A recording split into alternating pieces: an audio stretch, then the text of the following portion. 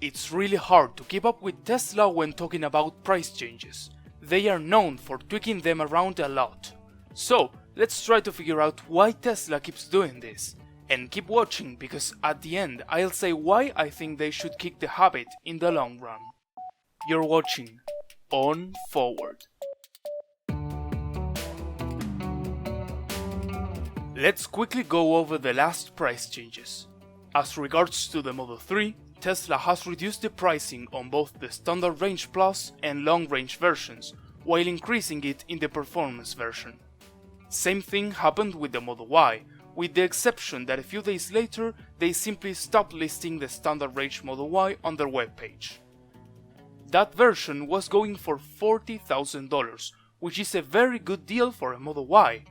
Drop the price, then make it disappear. I loved that consistency. Jokes apart, when Elon was asked about this, he clarified that it is still available off-menu, but he doesn't think that the range meets Tesla's standard of excellence just yet. This off-menu thing reminds me of the $35,000 Model 3, which Elon announced back in 2016. That was 5 years ago if you want to feel old. Tesla never really embraced this product. It was obvious that they didn't want to sell it, and it was there only because of the promise Elon made. With this price reduction, the cheapest Model 3 you can get is now $37,000, a little over the $35,000 mark. But consider two things. First, the Model 3 is now far better than the Model 3 in 2017. They have improved almost everything, from the glass roof to the efficiency and the famous heat pump to name a few. And second, if you adjust for inflation, it turns out that $35,000 in 2017 are actually $37,350 in 2021. So we can say Elon has kept his word in a way. Tesla is constantly tweaking their prices, and in my opinion the main reason they do this is because of revenue and manufacturing optimizations, and sometimes to meet certain deadlines, for example the push at the end of the quarter. As Elon has said many times, manufacturing cars at scale is one of the hardest things to get right. Imagine having to deal with all the different factors that play a role in this process. It's really hard to grasp the challenge of making scale production work. So these price changes are a way Tesla has to increase or decrease demand and margins on certain products to better fit their current manufacturing and financial needs.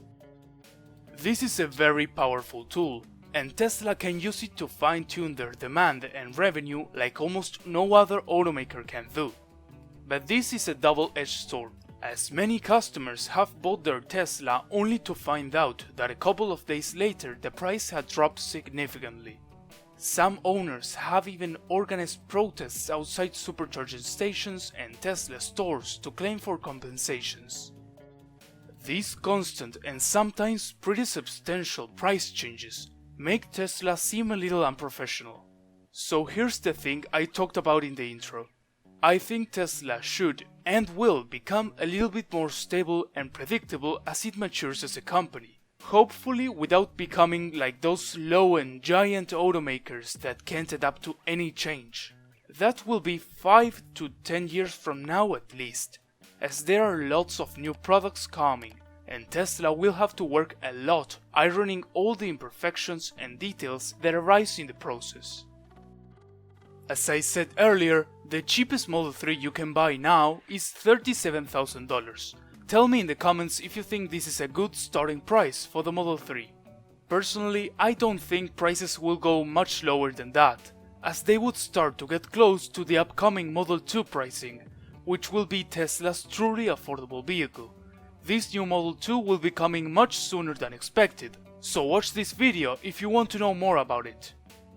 Battery constraints are probably a big factor in these constant price changes. As different versions have distinct battery packs, they might want to sell particular variants of the same car if they are facing battery constraints. This problem will be solved with time, as Tesla manages to ramp up cell production. Although I would like to, this doesn't mean the prices are going to stay this low forever. If demand is high, Tesla could end up increasing prices again, and they won't ask for permission. Looks like almost everything here comes down to revenue optimization and getting more vehicles down the production line. We have to remember that Tesla is in growth phase like never before, and they must squeeze every last penny out of the revenue to continue investing in this growth and stay at least marginally profitable in the process. This insane growth and expansion will pay off in years to come.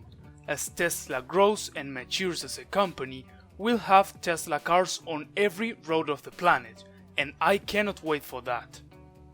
Thank you for watching all the way through. Here are 2 more videos that you may like. See you soon.